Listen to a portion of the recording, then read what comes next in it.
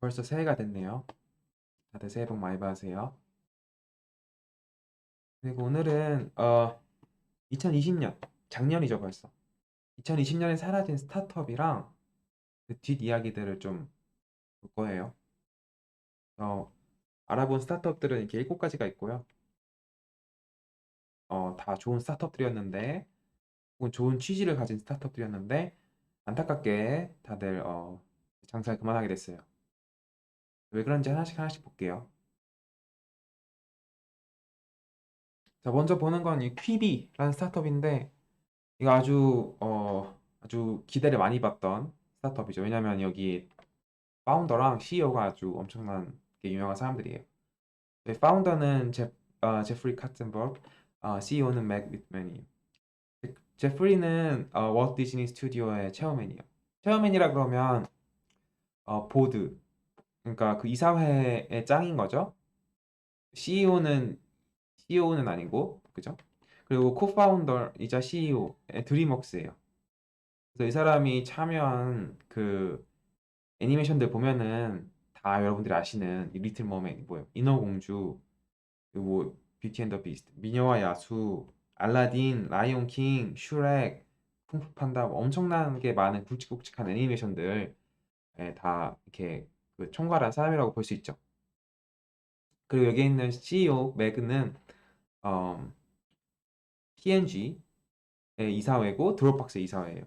P&G가 뭔지 모르시는 분들을 위해 살짝 설명해 보면 이거는 생활용품, 원래 양초랑 비누 만들던 회사인데 점점 커져가지고 나중에는 질레트도 인수하고 어, 프링글스도 원래 가지고 있었다가 프링글스는 이제 켈로그에 팔고 이랬던 회사예요. 그래서 엄청나게 큰 회사인 거예요. 그리고 또 HP 휴렛패커드 엔터프라이즈랑 이베이의 CEO였기도 했어요. 그리고 이제 월트 디즈니의 익스큐티브 멤버 이자 또 드림웍스에서 또 여기서 익스큐티브면 뭐라고 보통 CXO라 그러죠. CEO 말고 뭐 CTO 이런 거기도 하고 아니면은 SVP, VP, 바이스 프레지던트 아니면 세니어 바이스 프레지던트, 익스큐티브 바이스 프레지던트 이런 식으로 엄청나게 뭐 우리나라 치면은 대충 부사장 혹은 전무 이런 느낌의 사람인 거죠. 그리고 이제 정치에도 관심이 많아가지고 둘 다 정치 관심이 많아요. 이 제프리는 뭐 오바마랑 이렇게 오랫동안 같이 일을 했고 이 맥는 캘리포니아 거버너에 나가기도 했어요. 떨어졌지만. 그리고 어떤 2008년인가 2012년인가 이때쯤에는 뉴욕 타임즈에서 아마 이 맥가 어, 미국의 최초 여성 대통령이 될 가능성이 제일 높다라고 점친 사람이기도 해요. 뭐 요즘에는 조 바이든도 한참 미뤄졌었고 저번 대선에는 누구지? 그 힐러리도 미뤄졌고 어쨌든 간에 이런 식으로 각자 일도 되게 잘하고 정치계 인맥도 많은 그런 사람들이 이제 이 킵이라는 스타트업을 만들었어요. 그러니까 이제 펀딩에 보시면 어마어마하죠. 이게 1.75 빌리언 달러인데 1 빌리언 달러가 얼마냐면 대충 1달러가 1,000원이라 그러면은 1조예요, 1조. 스타트업인데 대충 2조 가지고 시작한 거예요. 2조 가지고 2조로 펀딩을 받은 거예요. 엄청나죠? 근데 이 2조를 2018년에서 2020년 사이에 다 태워버렸어요. 그 더 웃긴 거는 이 회사가 실제로 이제 프로덕트를 내놓은 게 2020년 에이프릴 4월이에요. 그 서비스를 종료한 게 2020년 옥토버 10월이. 6개월 만에 프로덕트가 나왔다가 사라진 거죠. 2조가 증발한 거예요. 그대로 슝. 어쨌든 간에 이 사람들이 하려고 했던 건 뭐였냐면 원래는 되게 좋은 의도였어요. 이거를 보시면 이제 목표가 5분에서 10분짜리 비디오를 만드는 거예요. 근데 이걸 이제 핸드폰, 모바일 플랫폼에서 잘 볼 수 있도록. 이거를 빨리 보고 금방 끝나니까 이걸 퀵 바이트라고 불렀고, 그래서 이거를 앞 글자들을 따가지고 퀴비라고 부른 거예요. 이게 회사명이 된 거고요. 그래서 이제 이 사람들이 이 플랫폼을 진짜 만들고, 스트리밍 플랫폼을 만들었을 뿐 아니라 이제 플랫폼에 들어갈 이런 컨텐츠도 만들었죠. 그래서 이 사람들 보면 다 컨텐츠 만드는 사람이잖아요. 디즈니랑 뭐 드림웍스 이러면은. 그래서 뭐 컨텐츠 좀 만들기 시작하고, 아니면 되게 유명한 유튜버들도 끌어들어오고, 이랬거든요. 그래서 근데 이제 이게 코로나 바이러스를 맞으면서 급격하게 안 좋아졌어요. 왜냐면은 사실 이 비즈니스 모델 자체를 보시면은 그 온더고 모델이에요. 그러니까 내가 움직이면서 지하철에서 버스에서 뭐 걸으면서 잠깐 5분 10분 만에 딱 볼 수 있는 그 비디오 플랫폼 만드는 건데 정작 이게 출시되고 보니까 코로나 바이러스 시대에 사람들이 다 집에 있어요. 그러니까 집에 있으니까 내가 5분 10분짜리 비디오를 볼 딱히 없는 거죠. 그것도 조그만 모바일 플랫폼에서 그냥 이 사람들은 그냥 사람들은 다 큰 TV에서 막 영화 보는 거예요. 쉽게 말하면 넷플릭스 같은 거 몇 시간짜리. 그러니까 이제 이 비즈니스 모델이 타이밍을 안 맞은 거죠. 현재 이 코로나 바이러스 시대랑. 거기다가 이게 무료가 아니었어요. 처음에 한 3달 정도만 이제 그 런치 기념으로 공짜가 되는 거고 그 다음이 지나면은 뭐 한 4불, 5불 이렇게 됐어요. 근데 이걸 사업을 내는 유저들한테도 광고를 달았어요. 광고를 없애려면은 돈을 더 넣어야 되고 근데 광고는 또 엄청 많고 이러니까 이제 사람들이 이거 뭐야 싶은 거죠. 거기다가 이제 콘텐츠도 이거 콘텐츠를 잘 만드는 사람들이긴 했는데 실제로 이제 대박이 난 콘텐츠가 없는 거예요. 이게 출시되고 나서. 그리고 이제 이걸 사람들을 유입시키려고 되게 유명한 유튜버들, 막 아니면 유명한 영화 감독들, 유명한 배우들, 유명한 운동선수들, 뭐 스티븐 스필버그, 뭐, 갑자기 이름 생각 안 나네. 농구 제일 잘하는 사람 누구지? 하여튼 더 킹 있잖아요. 농구 킹으로 불린 사람. 와, 갑자기 생각이 안 나. 어쨌든 간에 그 사람도 불러오고, 뭐 유튜버 잘한다 그러면은 다 일단 돈 엄청 많이 주고 다 데려온 거예요. 여기서 콘텐츠 만들라고. 그런데 콘텐츠가 정작 안 만들어지고 사람들도 잘 안 쓰고 점점점 쇠퇴의 길을 걷기 시작했죠. 그래서 처음에 이게 키리가 나왔을 때는 앱스토어에서 나온 첫날 3등 했어요. 앱 다운로드 3위. 근데 이게 뭐 일주일 지나고 한 달 지나고 나면 순위권 100위 밖으로 밀려나기 시작했죠. 그러면서 이제 사람들이 이 두 제프리랑 맥가 안 되겠다 하고 6개월 만에 장사를 접은 거예요. 그래서 쉽게 이주가 날아가 버린 아주 안타까운 사연이 있었습니다. 그렇죠. 그리고 또 이 마켓 자체가 아주 유튜브랑 넷플릭스랑 뭐 이런 거에 아주 이미 레드오션인 마켓이 되었던 거죠. 그래가지고 이 사람들이 뚫고 들어가기가 좀 어려웠어요. 그랬던 거고 다음 이제 에센셜 이것도 되게 유명한 기업이었어요. 2017년에 나와서 2020년까지 작년까지 330만 달러를 이제 지원받았었죠. 330만 달러면 대충 뭐 330억이라고 보시면 되죠. 이것도 이제 파운더가 엄청난 사람이에요. 앤디 루빈이라는 사람인데 쉽게 말하면 안드로이드 만든 사람이에요. 근데 이 에센셜이 하려고 했던 게 뭐냐면은 새로운 폰을 만드는 거예요. 그러니까 이제 사람들이 이거 안드로이드 만든 사람이 새로운 폰 만든다니까 투자 엄청 했죠. 그래서 330억이라는 돈을 쉽게 투자 받았는데 정작 잘 안 됐어요. 새로 나온 폰 이름이 에센셜 폰이에요. 아마 한국에서 못 들어보셨을 텐데 왜 그러냐면 미국이랑 캐나다에서만 먼저 출시를 했어요. 그리고 또 이 사람이 만들고 싶었던 게 이제 스마트 홈 시스템인데 그래서 에센셜 홈 근데 이건 출시가 안 되고 끝났고요. 이 회사가 또 GEM이라는 프로덕트도 만들고 싶었는데 결국 이것도 어, 실패했어요. 이 사람이 직접 한 말이 No clear path to deliver GEM to customers. 그러니까 이제 이거를 만들려고 했다 실패했다 이런 거죠.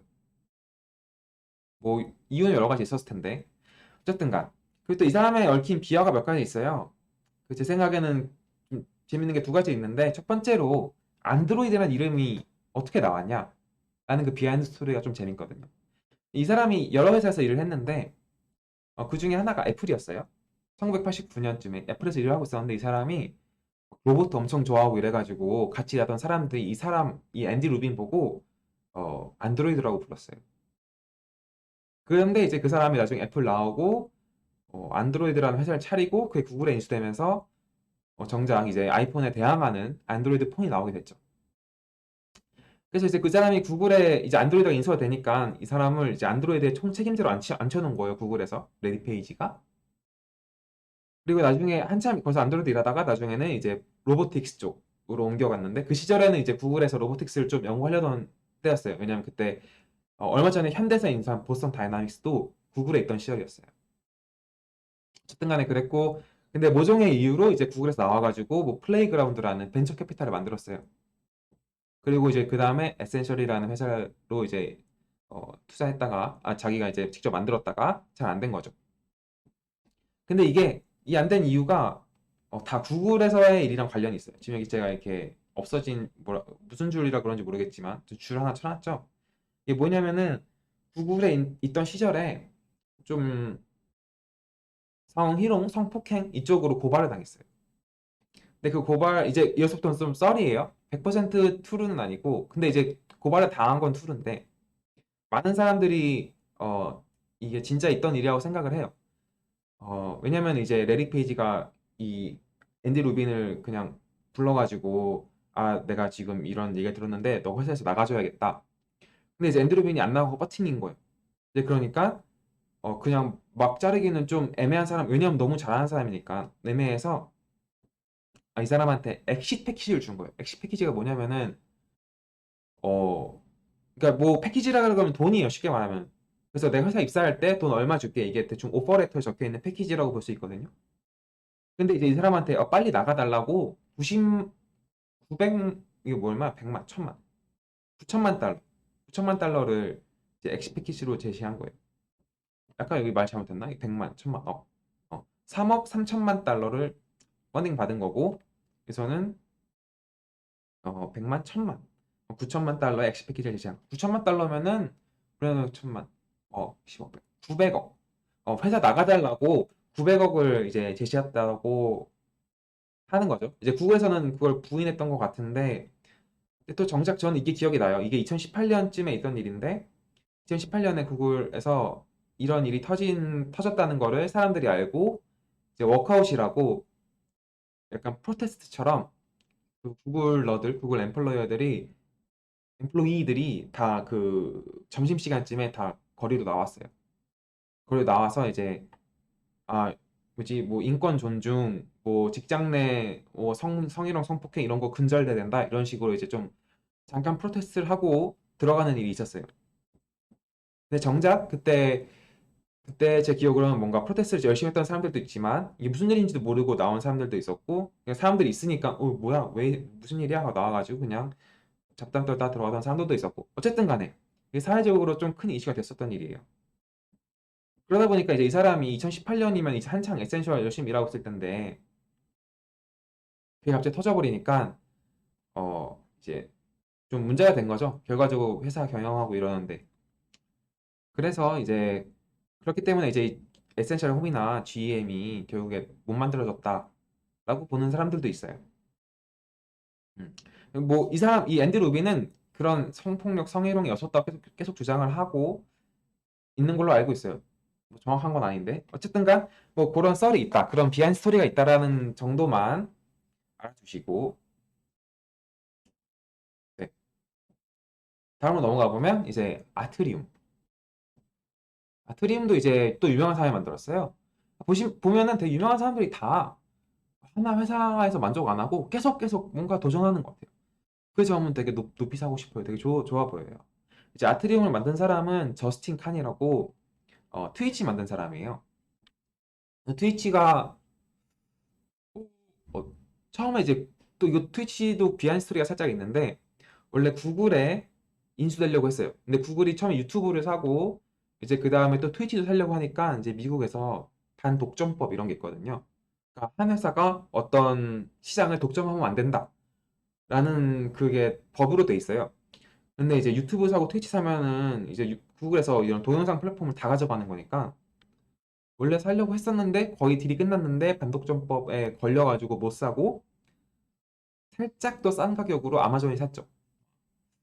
얼마였죠? 한 10조? 이랬나? 1조인가 10조인가? 뭐 이런 가격이었어요. 어쨌든 그래서 트위치는 그 다음에 아마존이 가지고 있는 비디오 플랫폼이 됐죠. 그리고 이제 이 아마존의 비디오 플랫폼 트위치에 대항하려고 유튜브 말고 또 마이크로소프트도 믹서라는 거 만들었는데 믹서는 이제 최근에 접었어요. 사실 믹서도 어떤 스타트업으로 시작한 건데 이제 2020년에 끝난 스타트업 중에 하나예요. 여기 직접 소개를 하진 않았지만. 자, 어쨌든 그러다 보니까 이제 저스틴 칸이라는 사람이 트위치도 만들고 원래 저스틴 TV라는 거에서 출발해서 트위치가 됐죠. 근데 이제 그러다 보니까 이 사람이 만든 회사들도 많고 또 실제로 자기가 인베스팅한 회사도 많은 거예요. 100개 넘는 회사에 인베스팅했어요. 그러다 보니까 이제 이 사람이 이제 이런 인베스트나 사업 창업 쪽에 필요한 이제 그 법률을 이용하는 파워 유저가 된 거죠. 그래서 이 사람이 항상 만들 때마다 법률이 항상 꼬이고 어렵고 이러니까 이거를 스타트업이 이런 문제가 없도록 도와주자라고 만든 게 아트리움이에요. 그래서 이제 꼴은 로펌이요, 쉽게 말하면. 근데 이제 스타트업 커뮤니티에 꼭 이렇게 잘 맞게 도와주는 로펌인 거죠. 이 사람들의 비즈니스 모델은 어떤 소프트웨어를 만들어서 하는 거예요. 그리고 동시에 로펌이기도 하고요. 근데 이건 처음 모델이었고, 근데 나중에 시간이 지나면서 이 사람들이 로펌을 새로 만들어 봤자 원래 기존에 있던 로펌보다는 못하다 라는 평이 계속 나와가지고 결국 회사에 있던 그 변호사 다 자르고 소프트웨어를 파는 SAS 기업으로 돌아섰다가 결국에는 그 기존 로펌들이 가지고 있던 그 이피션시의 한계를 넘지 못하고 2020년에 사라지게 된 기업입니다. 그렇죠? 아트리움 75만 밀리언, 100만, 1000만, 7,500만 달러. 항상 이거 볼 때마다 헷갈려. 7,500만 달러면은 750억 투자 받은 거네요. 음. 다음으로는 이제 홑하우스라고 있는데 어 여기 집값이 일단 비싸요. 베이에리어라고 해요. 혹은 실리콘밸리를 베이에리어라고 하는데 여기 집값이 엄청 비싸요. 그래서 이제 거기서 착안을 해서 쉐어하우스를 만들자 하고 출발한 게 허브하우스라고 보실 수 있어요. 이거는 뭐 100 몇 억 정도 투자 받은 거고 2016년에 시작을 했네요. 만든 사람은 슈르티 머첸트라는 사람이고 그래서 이제 하는 꼴은 이제 어떤 큰 집을 빌려가지고 이 사람들이 그 다시 리렌팅 하는 거예요. 다시 새로 놓는 거죠. 근데 이제 다시 새를 놓을 때 이제 방별로 혹은 이 큰 집을 쪼개가지고 작게 작게 쪼개서 여러 명한테 새를 주는 거예요. 그럼 이제 그 여러 명, 한 명 한 명은 좋은 집에 살지만 돈은 조금 내는 이제 그런 비즈니스 모델인 거죠. 그래서 이제 그런 렌탈 플랫폼, 코어 리빙 렌탈 플랫폼을 만들었어요. 그런데 이제 이 사람들이 이제 IPO도 하고 이제 막 좀 시리즈 B 투자를 받으려고 했던 IPO가 아니죠.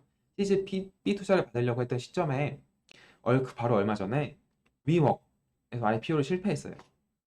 위웍이 IPO 실패한 얘기도 재밌는 얘기가 많은데 간단하게 설명드리면 위웍 만들었던 사람이 좀 도덕적으로 문제가 돼가지고 막 프라이빗 jet에서 막 마리화나 피고 대마초 피고 막 파티하고 막 이러다가 걸리고 결국 IPO 미뤄지다가 결국에는 잘 안 좋게 끝났죠. 뭐 그래가지고 이제 투자자들이 이런 공동 생활 원래 왜냐면 미국이 공동 오피스였잖아요. 그러니까 이제 이런 공동 생활 어쩌고가 되면은 갑자기 꺼리기 시작한 거예요. 아 이거 IPO 해봤자 잘 안 된다.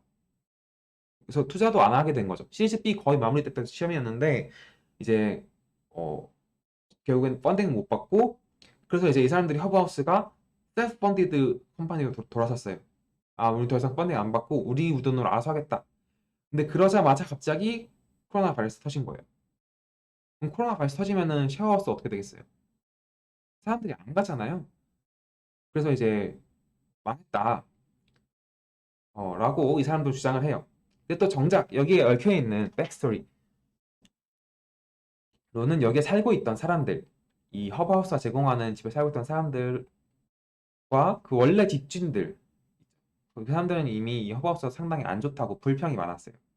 왜냐면은 막 사람들 살다 보면은 집도 많이 고쳐야 되고 이러는데 그것도 제때제때 안 고쳐지고 뭐 빌도 그러니까 빌이라 그러면은 뭐 수도세, 전기세 이런 거, 가스비 이런 거 그런 거를 이제 테넌트 그 입주해 있는 사람들한테 걷어가지고 이제 허브하우스가 그걸 다시 가스회사 이런 데다 내야 되는데 제대로 안 낸 거예요.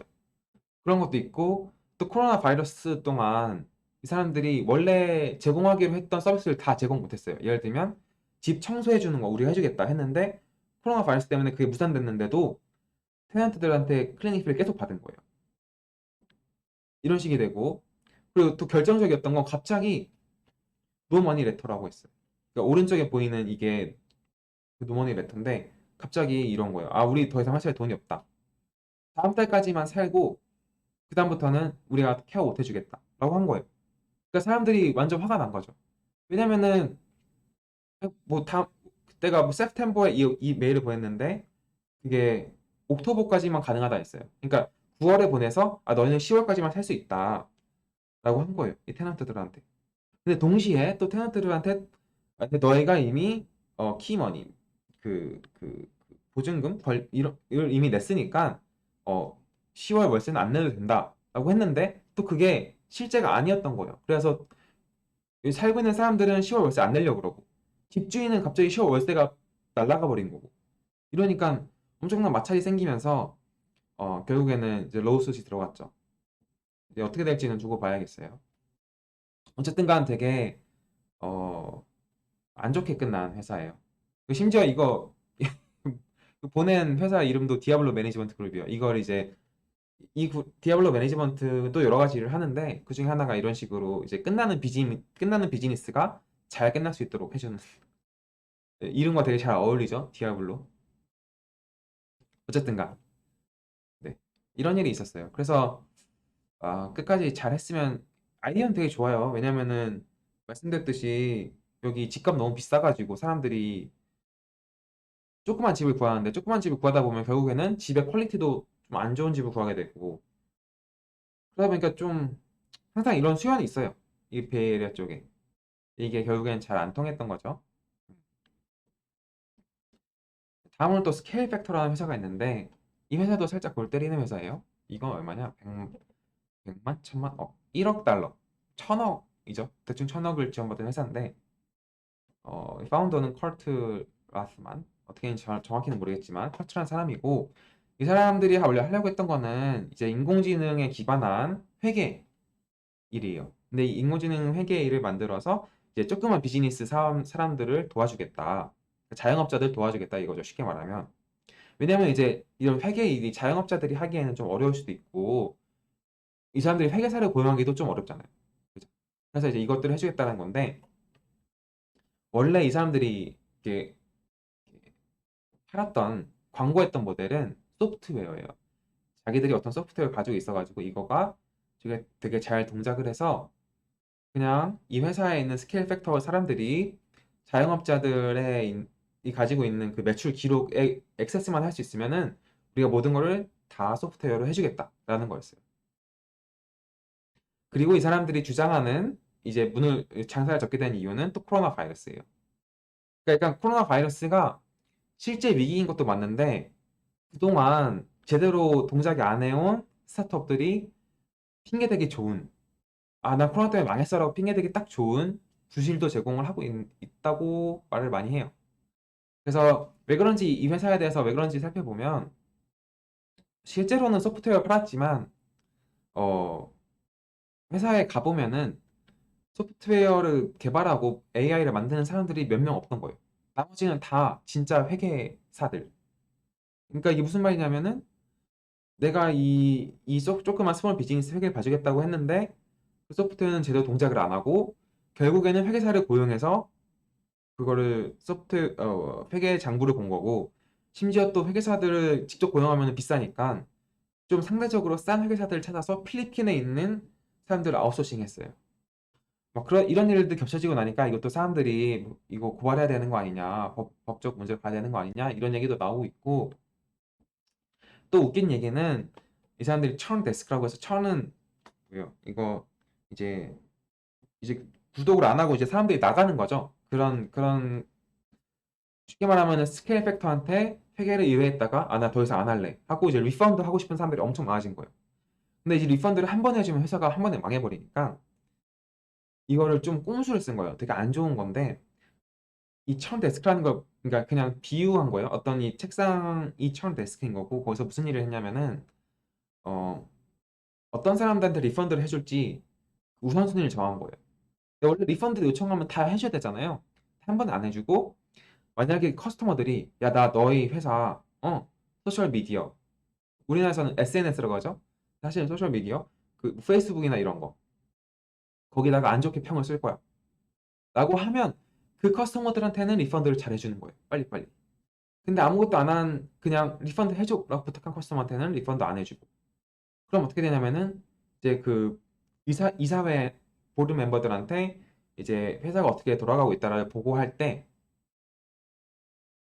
그 숫자들이 좋아 보이는 거죠. 왜냐하면 리펀드 한 비율이 적으니까.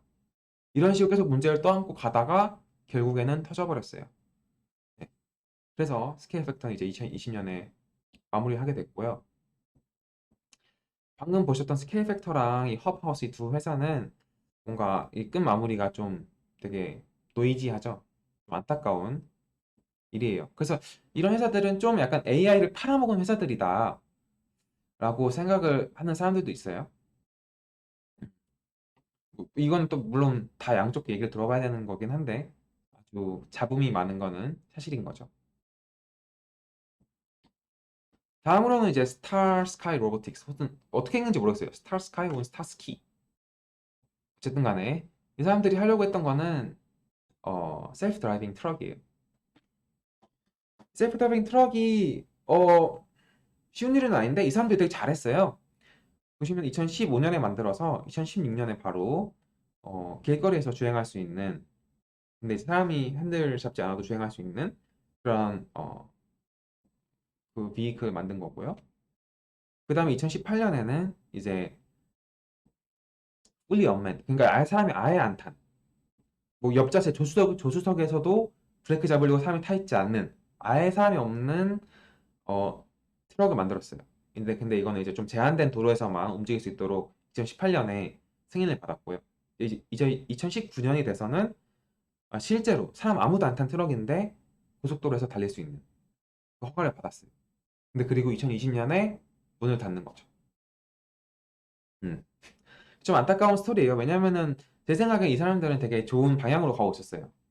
이 사람들이 가려고 했던 방향은 safety first예요. 그러니까 무조건 안전 우선을 하자. 그래서 다른 회사들은 뭐 좀 새로운 피처를 넣어서 펀딩을 더 받는 회사들이 있거든요. 예를 들면 자동으로 차선을 바꾼다. 뭐 이런 거 새로운 피처인 거잖아요. 이제 그런 피처가 들어가면 이제 투자자들 입장에서는 오 괜찮아 보이는데 하고 투자를 더 하는 거죠. 그런데 이제 세이프티 퍼스트를 하는 회사들은 이런 새로운 결과를 보여주기가 쉽지가 않아요. 근데 이 세이프티를 뭐 1000분의 1 확률에서 100만 분의 1 확률로 올리는데 얼마나 힘들겠어요, 그게 사실. 근데 그게 눈에 띄는 성과는 아니고. 그러다 보니까 결국에는 한창 요즘에 이런 오토노머스 비클이 회사도 많고 완전 레드오션이잖아요. 그러다 보니까 이제 투자자들이 다른 데 눈을 돌리기 시작한 거예요. 그래가지고 이제 결국에는 투자 받기도 어렵고 이 사람들이 생각하기에는 기술이 아직 한참 남았다고 봤어요. 왜냐하면 다른 회사들은 다 엄청 우리 기술 좋다 잘 된다 이제 금방 될 거다라고 하는데 이 스타스카이 혹은 스타스키 로보틱스는 그 자율주행 레벨이 있잖아요. L1, L2, L3 이런 식으로 올라가는데 이 사람들이 볼 때는 솔직하게 L3까지 가려면은 엄청 안전한 L3까지 가려면은 10년이 넘게 걸릴 거다라고 본 거예요. 근데 10년이 넘게 프로덕트를 shipping 안 하는 그 스타트업한테 누가 펀딩을 계속 해주겠어요. 그래서 그런 미래를 보고 이 사람들은 이제 그 기술력의 한계와 그 마켓에 이미 레드오션인 거 그리고 펀딩이 잘 안 되는 거 이런 것들을 보고 접었어요, 사업을. 근데 이렇게 지금 보시듯이 어? 이렇게 좋은 성과를 가지고 있는 기업이 기술력의 한계를 느끼고 접었다는 거는 다른 회사들이 약간 오버셀 하는 경향도 있다라고 볼 수도 는 거죠. 어쨌든 간 오토노머스 비클은 누가 잡게 될지 참 궁금한 마켓이기도 해요. 제 개인적인 생각을 말하자면 잘 안 될 것 같아요. 왜냐면 너무 그 리얼 프로블럼이 실제 생활에서 벌어지는 문제가 너무 다양하고 너무 풀기 어려운 게 많아서 좀 제한된 환경에서는 잘할 수 있을지 모르지만 한동안 쉽지 않지 않을까 싶어요. 적어도 10년, 제 생각에도 적어도 10년. 마지막으로 볼 회사는 스톡웰이라는 회사예요. 이거는 이제 2018년에 만들어져서 100만, 1000만, 억, 10억, 100억 정도 투자를 받은 회사네요. 만든 사람은 펄 맥도날드랑 아스와 맞아 이런 사람인데 둘 다 둘 다 엑스 구글러고. 그다음에 이 사람들이 하려고 했던 거는 좀 이쁜 밴딩 머신이에요. 쉽게 말하면 이쁜 자판기죠. 저 실제로 이거를 봤어요. 이거는 보통 이런 거 조그만 거 출시하면 보통 베일에 먼저 전시를 해보거든요. 그래서 이 사람들이 하려고 했던 거는 이렇게 생긴 이게 프로덕트예요. 이 사람들이 만든 이 프로덕트를 많은 빌딩 안에 다 넣어놓는 거였어요. 근데 이게 쉽게 말하면은 되게 조그만 무인 편의점이에요.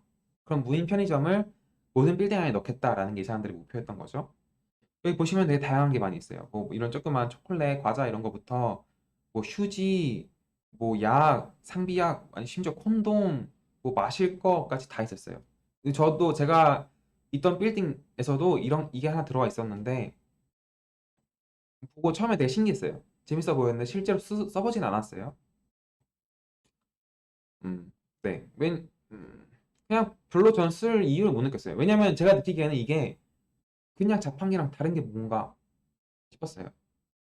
그리고 또 주변에 편의점 가까운 사람들은 이걸 쓸 이유도 없는 거고. 그죠? 그 부분이 좀 약간 퀘스천 마크였고, 또 이 사람들이 주장하는 이제 자기네들이 2020년에 그만두게 된 이유는 또 역시 코비드. 이 사람들이 얘기하는 거는 코로나 바이러스가 오면서 사람들이 물건 사는 패턴이 많이 바뀌었다. 원래 이 사람들이 이 스토그웨이를 만들고 이런 무인 편의점을 만들었을 때는 사람들이 그냥 캐주얼하게 밖에 나가서 조금 사고 집에 들어오고 이랬다. 근데 이제 코로나 바이러스가 퍼지면서 사람들이 밖에 잘 안 나가고 한번 살 때 벌키하게 엄청나게 많이 산다는 거죠. 그러다 보니까 그것도 뭐 여기에서는 그것도 엄청 배달의 민족은 아닌데 우리나라도 그런 거 있잖아요. 편의점 대신 보내서 뭐 부탁해서 누구 사달라고 하고 돈 얼마 주는 거. 근데 그런 게 인스타카트 이런 것도 되게 잘 돼 있어요. 그러다 보니까 이제 캐주얼하게 나가 사는 사람들의 양도 갑자기 훅 줄어들고 또 코로나 바이러스이기 때문에 하이진, 이 위생상 문제도 이게 깨끗한지 안 깨끗한지도 잘 모르겠는 거예요, 사람들이. 그러다 보니까 아니 사람들이 이거에 잘 살지도 않으면서 어 이제 매출이 급감했다. 그래서 우리가 접는다. 라는 게 회사의 공식 입장이고요. 근데 이걸 직접 써봤던 사람들의 입장은 또 살짝 달라요. 이 스톡웰이 어 스톡웰을 잘 안 했다는 거예요. 무슨 말이냐면 스톡을 잘 안 채워놨다는 거죠. 이게 매주 금요일 저녁마다 한 번씩 채워놓는데 뭐 인기 있는 프로덕트들은 금방금방 나가버리고 그럼 이제 그 프로덕트가 빈칸인 상태로 일주일이 지나고 그 다음에 또 채워지고 그렇다는 거예요. 그러니까 이제 이 사람들이 별로 쓸 일이 없는 거죠. 사람들이 직접. 그런 점이 아쉬웠다고 하네요. 근데 실제로 여기에 들어있는 그 테크놀로지도 몇 개 있긴 있어요. 예를 들면 무인이다 보니까 사람들이 처음에 앱을 깔아야 되고 그 앱을 깔아서 이거 열 때 누군지 확인을 하고 그 다음에 이 사람이 어떤 걸 가져가는지 컴퓨터 미션 테크닉, 카메라를 이용해서 확인을 하고 그렇게 한 거죠. 근데 그런 AI 기술이 들어가 있긴 한데 어, 결국에는 제대로 사람들이 많이 쓰지 못하게 된 프로덕트가 됐죠. 근데 아이디어 자체는 괜찮은 것 같아요. 음. 근데 여전히 아이디어 자체도 아니 내가 왜 이렇게 팬시한 프로덕트를 만들어야 되냐 이렇게 컴퓨터 비전 알고리즘 들어간 걸 왜 만들어야 되냐 그냥 밴딩 머신 만들어 놓으면 되는 거 아닌가 라는 게 아직 제가 이 회사 뭐 웹페이지나 다른 사람들 얘기를 들으면서도 찾지 못한 어, 답이에요. 그 답을 찾지 못한 질문이에요. 자, 어쨌든 오늘은 이렇게 7가지 회사들 쉽게 말하면 2020년에 망하는 게 나쁜 건 아니죠. 여기서 많은 걸 배울 수 있으니까. 어쨌든 간에 망했던 회사 7개를 알아봤고, 이 회사들이 왜 망했는지, 누가 이 회사를 세웠는지, 실제 이 회사를 써본 사람들의 입장은 어땠는지 등등 다양하게 알아봤어요. 2021년에도 좋은 스타트업이 많이 나오길 바라는 마음에서 이 영상을 만들었고요. 그럼 오늘은 여기까지 할게요. 빠이빠이.